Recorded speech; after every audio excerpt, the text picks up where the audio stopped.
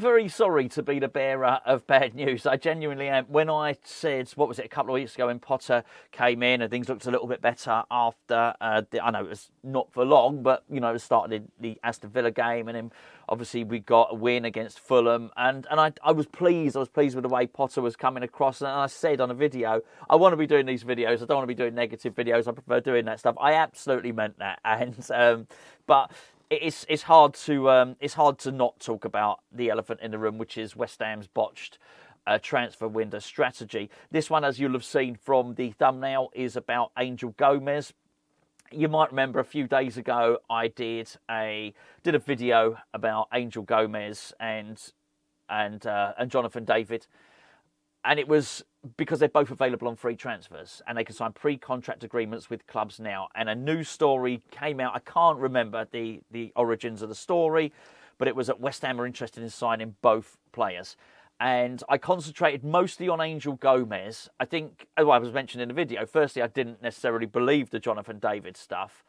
But also Gomes was brilliant. I remember him. I remember him coming through as a youngster at Manchester United. I think he was their youngest player since Duncan Edwards.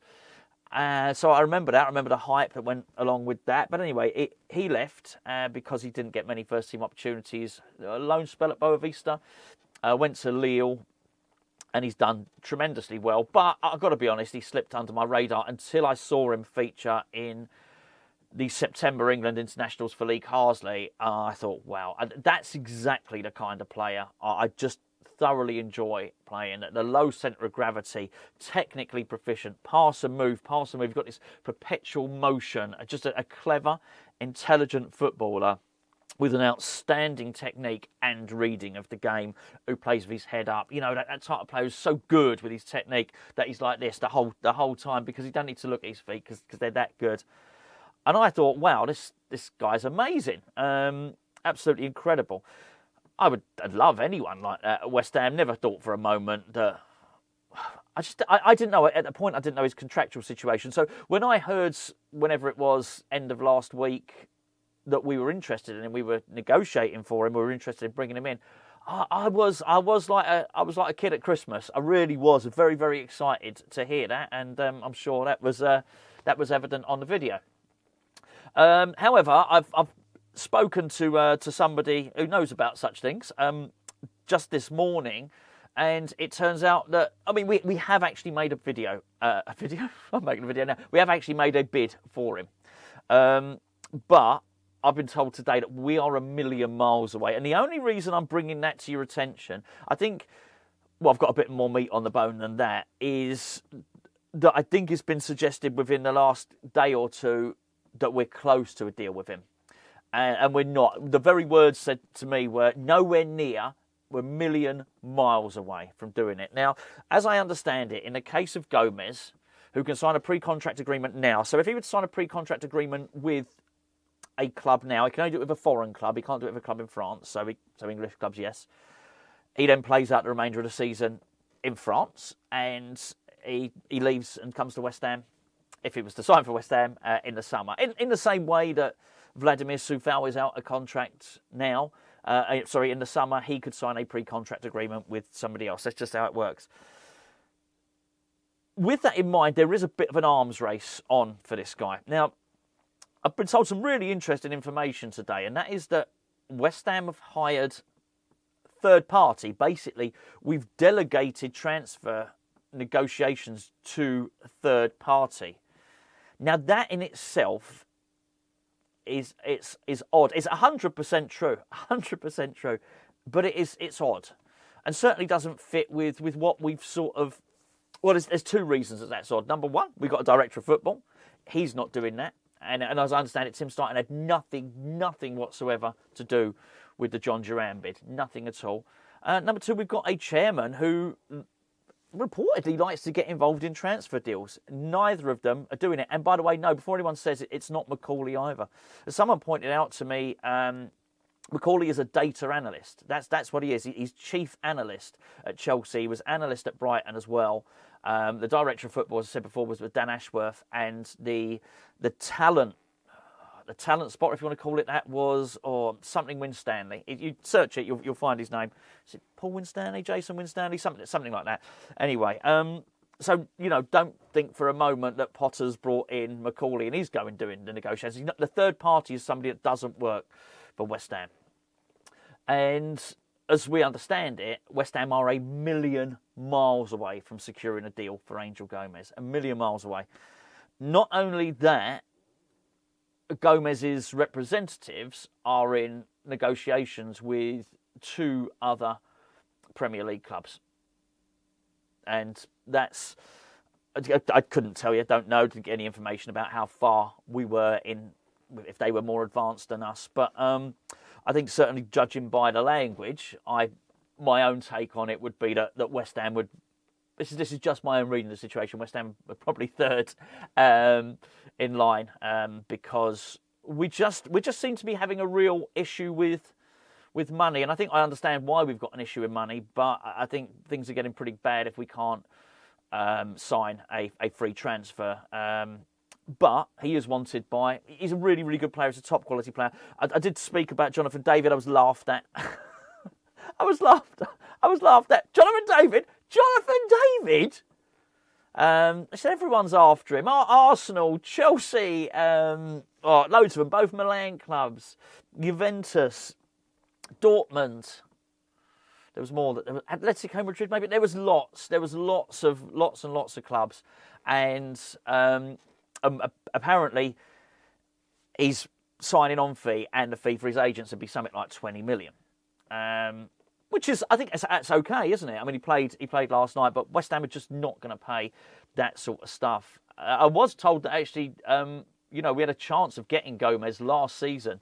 Obviously, we've had to pay a transfer fee, but I think we've also been told we're very late to the party on this one. There's been a lot of clubs who've been lining up Gomes for a while, and it's almost like this has been a little bit of a surprise to West Ham here.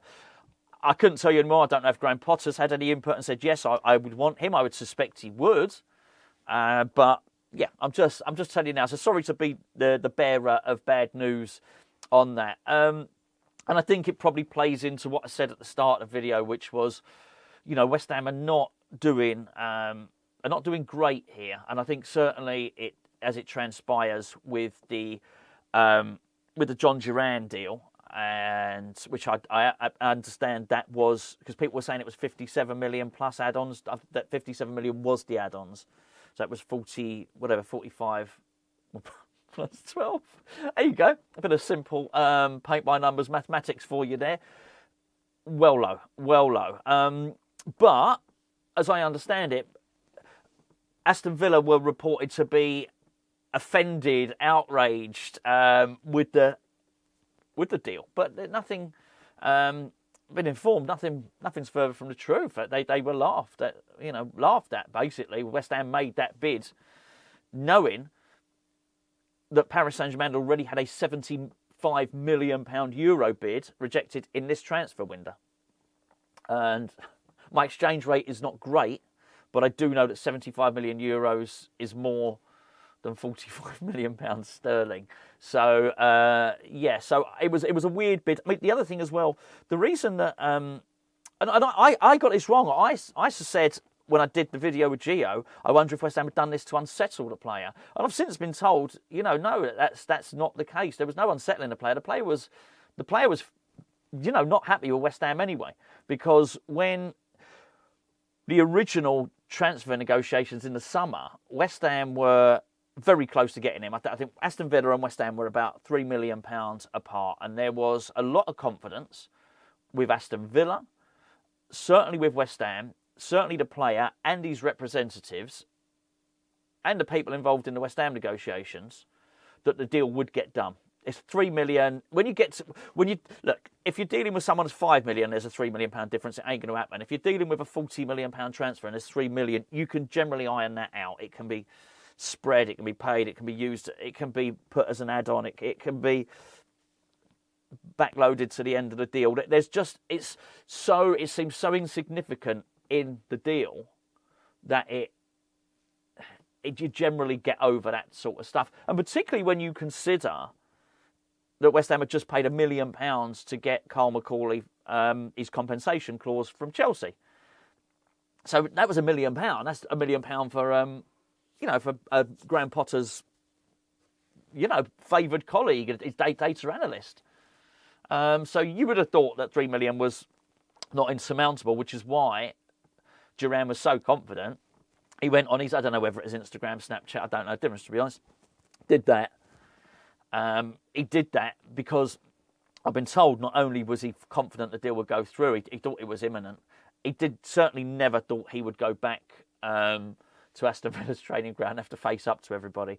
So Duran feels completely let down by West Ham. Well, Duran, even if West Ham had have matched Paris Saint-Germain's offer of €75 million, he never would have come to West Ham. Never. There's, again, a number of clubs absolutely desperate for him, Chelsea and Manchester United as well, apparently. So, that was so. It was never a case of unsettling the player. The player couldn't have been unsettled. He thinks we're time wasters, basically. So, which you can absolutely understand. So anyway, sorry to be the bearer of bad news. I did put a load of updates up on Patreon this morning. Did the Duran one. I can't remember. Did I do the...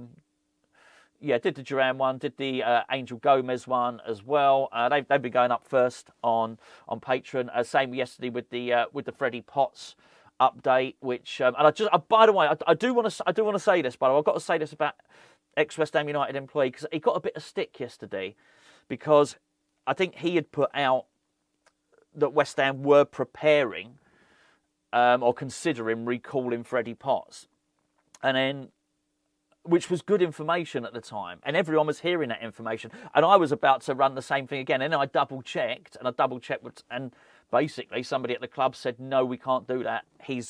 There was a window to recall him which elapsed on the 15th.